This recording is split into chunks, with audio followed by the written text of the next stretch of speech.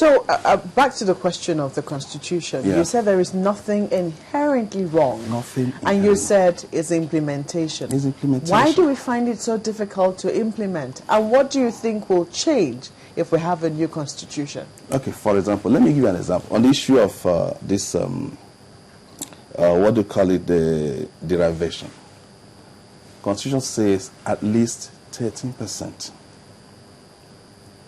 But Nigerians from different groups believe that 13% is too much. That's one of the hues and cries, and it's going to play at the conference. Meanwhile, some think it's too small. Some think it is too small. So is there anything wrong with it? Is there anything wrong with that 13%? What do you think? I think that the problem is that some people believe that ethnic card is being played in it. Ethnic card. Ethnic card. If the person at the center is not from the South, where they have this 13%, I don't think there will be much problem as we're having now. When Obasanjo was there, Was during his time we got 13%. we weren't having a problem. When Yaradua was there, were we having a problem of 13%? We weren't. Is 13? I don't understand how you're phrasing 13% as a problem. It's a part of the problem. I don't, because some people have raised that within, the context of fiscal federalism, about Yes. how all states should try and generate something, and whatever it is you generate, you pay a tax to the federal government, unlike the model where we have now, that everything goes to the federal, and then it's now shared to the states, and then if you have a special resource, you get 13% of that. Some people think that that model is not the one for a federation. Who are the people thinking? Where do they come from? Okay, so that's a problem. The fact that most of them are, they own it. But if you own the resource, Yes. Isn't it natural that you'll be the one crying out if you feel that you're the one being shortchanged? Well, That's a grievance, right? There's a grievance. Initially, what we were battling with is that the Niger Delta felt that 13% was too small, considering the problems they have, which we cannot see. But now, some people from other states are saying that even the 13% is too much, except if you've not been hearing this. Kwankwaso has spoken. Bangida Ali has spoken. And so many have spoken. So they're saying there's an imbalance that should be redressed. But those are individuals. So do they represent their people? Because I'm trying to take the argument from where you left off. Yes. These talks Yes. have been taken off political parties. Yes. And now we have put them on the table of ethnic people Yeah. or regional people. Yes. When such comments come, Yeah. how do we classify them? They are ethnic. Because I want you to juxtapose this with what Yes. occurred in Edo State, even though the argument is that the governor of Edo State was speaking his personal opinion, but some would say the moment you mounted that dice and having the insignia of the seal of Edo State, you speak in the minds of the Edo people. Yeah.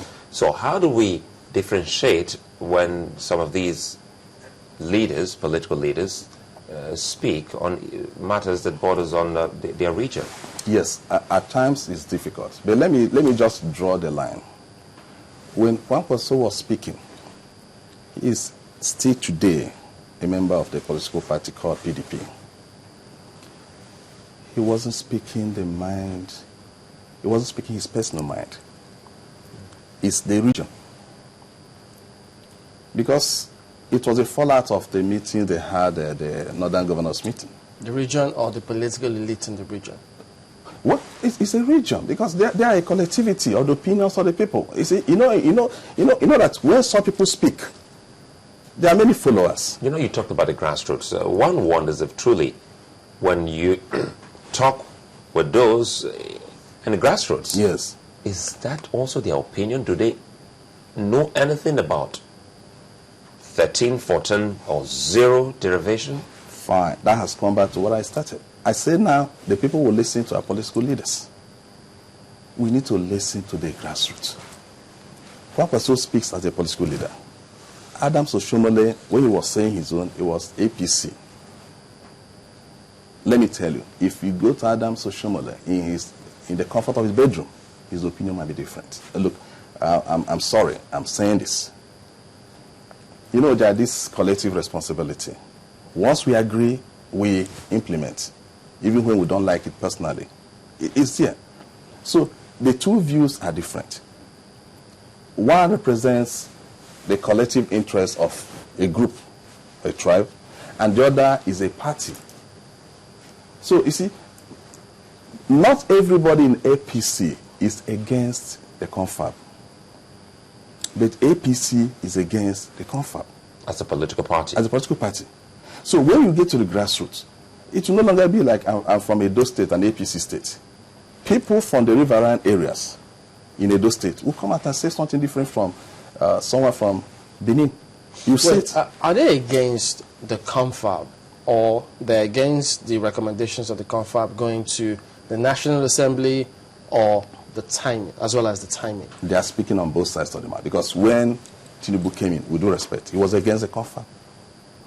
That was even before the issue in all its ramifications? Oh, yeah, yes. Well, that was not the interpretation that some people gave to it. Thereafter. No, not thereafter. Because if you listen to even we covered his yes. return at the airport. Yes. And you know, if you listen to the words, yes. he didn't say I don't like the idea. What he was saying was he smelled certain things. I mean, I smelled deceit. I'll consult my party. I smell suspicion, or I have yes. my suspicions, or whatever it is. The idea of a confab itself wasn't in contest.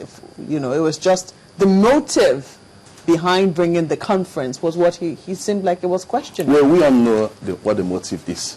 What is the motive? Let me tell you the motive. We need a confab. We need it now. But we know that the motive could be, I say could be, the problem in PDP. That's the motive you're putting to this national conference? Coming now. You see, the PDP has a problem. The president has a problem. Everybody's talking. But you're saying that even if that's the motive you're saying, the confab should go on nonetheless. Even if the motive is wrong. Give me a good thing with a bad motive. I'll make good of it. If you are owing me, and I approach you, you say you've disturbed me a lot. I don't want to see your face again. Take your money. I'll take my money and thank you and go. People shouldn't be reading motives. Do we need a confab? The motive of one man does not change the expectations of 117 million Nigerians. Because people say, we've seen that before, that what happened during the time of President Obasanjo, you know, that at the end of the day, they felt it was about his third-term agenda, and that was what botched the national conference that had so much money had been expended. And then who do we blame? Who do we blame in that? Who do you think we should blame? The National Assembly. I followed it. Honestly, I was sad. Why? Well, they were going clause by clause. They were agreeing with everything. When they came to issue of third term, there was this voice. I mean, it was like a cacophony of voices saying, no, no, my constituency said no, my people said no. Can't you cipher what you don't want and pass the rest? Must you throw the baby with the bad water? I blame the National Assembly. You know, they agree. So it did not need to go to waste. I mean, the outcome of that particular conference did not need to go to waste only and simply because of that clause. Yes. Should it?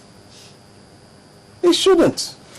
I have a question from Debbie. Okay. I think she takes us back to, you say, nothing inherently wrong with our constitution. Yes, yes. She says, does our constitution support true federalism, and how does the land use decree favor the common man? Okay, the land use decree is one of the areas.